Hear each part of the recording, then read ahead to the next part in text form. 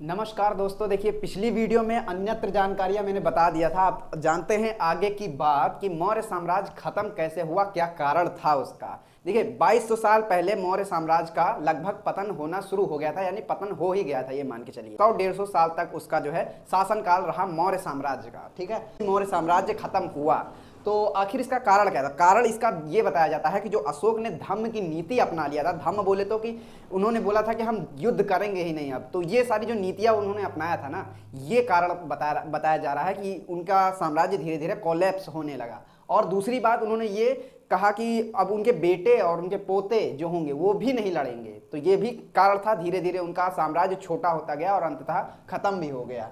तो उनके बाद जाने के बाद कौन सा साम्राज्य आया, तो सबसे पहले देखिए कई टुकड़ों में साम्राज्य आया। कुछ साम्राज्य इधर पश्चिम के एरिया में आए, ये पश्चिम में, और कुछ यहाँ दक्षिण में बने, और कुछ उत्तर भारत में बने। तो इस तरह से कई सारे राज्य बनना शुरू हो गए, है ना। तो सबसे पहले पश्चिमोत्तर में जो बना था और उत्तर भारत में, वो था हिंद यवन साम्राज्य। ठीक है, इसके पहले आप ये देखिए मौर्य साम्राज्य कितना बड़ा था। मौर्य साम्राज्य देख पा रहे हैं आप कितना बड़ा है, ये लगभग पूरे भारत में फैला हुआ है। उसके बाद अब ये हिंद यवन साम्राज्य जो है ये आया इस इलाके में, पश्चिमोत्तर इलाके में।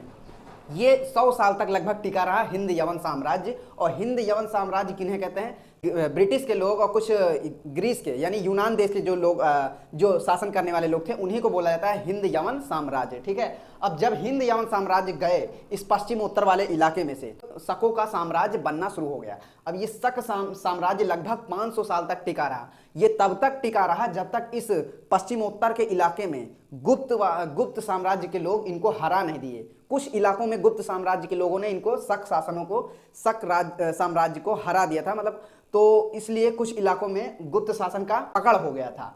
उसके बाद आता है कि कुषाण साम्राज्य। तो कुषाण साम्राज्य जब आया तो लगभग सारे शकों का साम्राज्य जितना फैला हुआ था जो पश्चिमोत्तर में और उत्तर भारत में, उनको समाप्त कर दिया शकों को। ठीक है, कुछ बचे हुए थे, जो शकों में से कोई एक दो शक बच गया था, जो आगे चल के फिर से अपना साम्राज्य बनाएगा। उसके बारे में हम बाद में बात करेंगे। ठीक है, अब इन सभी चीज़ों के बारे में, ये जो गुप्त साम्राज्य बताया मैंने, इन सभी चीज़ों के बारे में पाठ 10 में आप लोग एकदम डिटेल से पढ़ेंगे। और इसके कुषाण साम्राज्य उसके बाद आया जो शक शासन को एकदम खत्म कर दिया था, उनके बारे में हम पढ़ेंगे पाठ 9 में। ठीक है, ये कुषाण साम्राज्य आज से लगभग 2000 साल पहले आया, यानी कि 2200 साल पहले खत्म हो गया अशोक का साम्राज्य। और उनके बाद आया हिंद यवन साम्राज्य, उनके बाद आए शकों का साम्राज्य, उसके बाद कुछ जगहों पर गुप्त साम्राज्य आया, और बाद में 2000 साल पहले आज से कुषाण साम्राज्य आ गया। ये हो गया पश्चिमोत्तर भारत की। ठीक है, पश्चिमोत्तर भारत की। अब बात आती है उत्तर और मध्य भारत की, यानी कि इस इलाकों में, ये इलाका जो दिखाई पड़ रहा है और ये मध्य इलाका,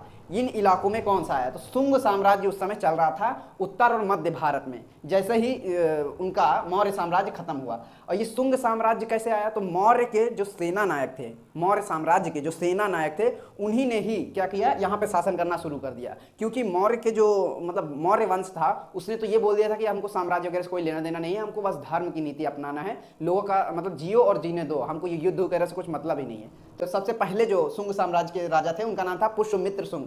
ठीक है, इन सभी साम्राज्यों के राजाओं के बारे में हम डिटेल से जानेंगे, पर इस वीडियो में नहीं, अगले किसी वीडियो में जब इनका टॉपिक आएगा तो हम बताएंगे। ठीक है, अभी सिर्फ इनका नाम देखते हैं कौन कौन आया। ये 1700 साल पहले आए। ठीक है, कहाँ पे आए, तो उत्तर भारत में, जो आप देख पा रहे हैं यहाँ पे।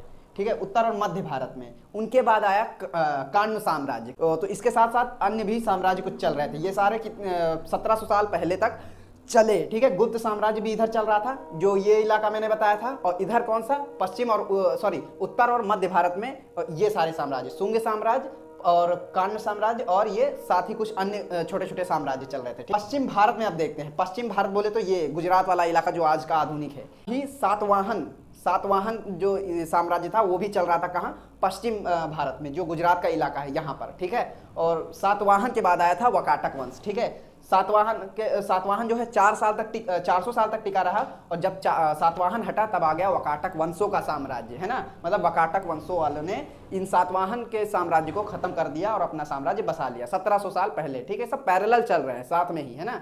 इधर पश्चिम में ये चल रहा है, पूरब में वो चल रहा है, इस टाइप से सब चल रहे हैं। एकदम दक्षिण के इलाके में हम लोग चलते हैं, दक्षिण के इलाके में। अब यहाँ पे चोलों का, चेरों का और पांडवों का शासन चल रहा था। ठीक है, ये इलाकों में जो कि आप देख पा रहे हैं यहाँ पर की। ठीक है, तो ये 2200 से लेके 1800 के बीच में चले थे, 1800 साल पहले के बीच में ये सारे जो साम्राज्य थे चले थे, और इन सबों का साम्राज्य जब खत्म हुआ तब सिर्फ दो ही बड़े बड़े साम्राज्य बचे। कब? आज से 1500 साल पहले। कहां पर? दक्षिण भारत में। तो सिर्फ दो ही बचे, कौन? पल्लव और चालुक्यों। बस ये पल्लवों और चालुक्यों का दो बड़ा साम्राज्य राज्य बचा, और बाकी ये चोलो, चेरो, पांडवों ये सारे खत्म हो गए दक्षिण भारत में। ठीक है, तो इस हिसाब से जो है धीरे धीरे सारा भारत टूट गया मौर्य साम्राज्य के कारण। मतलब मौर्य साम्राज्य अगर होता तो हमको सिर्फ एक ही पढ़ना पड़ता, लेकिन मौर्य साम्राज्य टूटा तो इतने सारे बन गए। ठीक है, धीरे धीरे 100-150 साल में इतने सारे साम्राज्य बन गए। साम्राज्यों के अलावा भी कई सारे ऐसे काम थे जिसने उस समय को एकदम परिवर्तित करके रख दिया, सामाजिक जीवन को एकदम बदल के रख दिया। कैसे? देखिए, जैसे कई राज्य और कई अलग अलग राजा भी थे जो पूरे हमने साम्राज्य बताए, उनमें से भी बहुत सारे अलग अलग कई ठो थे जिनके बारे में इसमें चर्चा नहीं हुई है, उसके बारे में हम आगे चर्चा करेंगे। और इनके बारे में पता कैसे चला है? तो सिक्कों से पता चला है। सिक्कों से पता चला है, पांडुलिपियों से और पुस्तकों से। उस समय की, आज से 2200 या 1700 साल पहले की ये सारी पुस्तकें हैं जिनसे पता चला है। अनेक परिवर्तन भी हुए जो आम जनता के द्वारा किया गया और बहुत ही ज़्यादा प्रभावित किया पूरे साम्राज्य और राज्यों को, है ना। राज्य को विकास करने में जनता का ही काफ़ी ज़्यादा योगदान रहा, और साथ ही उनके राजाओं का भी। जैसे खेती का बढ़ावा मिलना, खेती जो है धीरे धीरे उन्नत होते गई है। अभी तक हमारे खेती में प्रगति हो ही रही है। ठीक है, अब कृत्रिम खेती होने लगी है, मतलब कृत्रिम पौधे भी आने लगे हैं।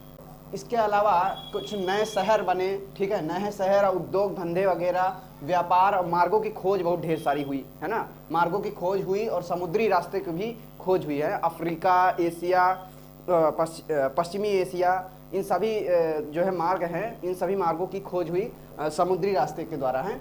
और मंदिर, स्फूर्ति, मीनार, ये सारी चीज़ें बने, और वैज्ञानिक खोजें भी खूब ढेर सारी हुई आज से 1700 साल पहले। तो ये सारी चीज़ें थी जो सामाजिक जीवन में बहुत ही ज़्यादा परिवर्तन ले आती। और ये सब चीज़ें जो हमने सारे साम्राज्य बताए, उनके साथ ही ये सारी चीज़ें चल रही थी।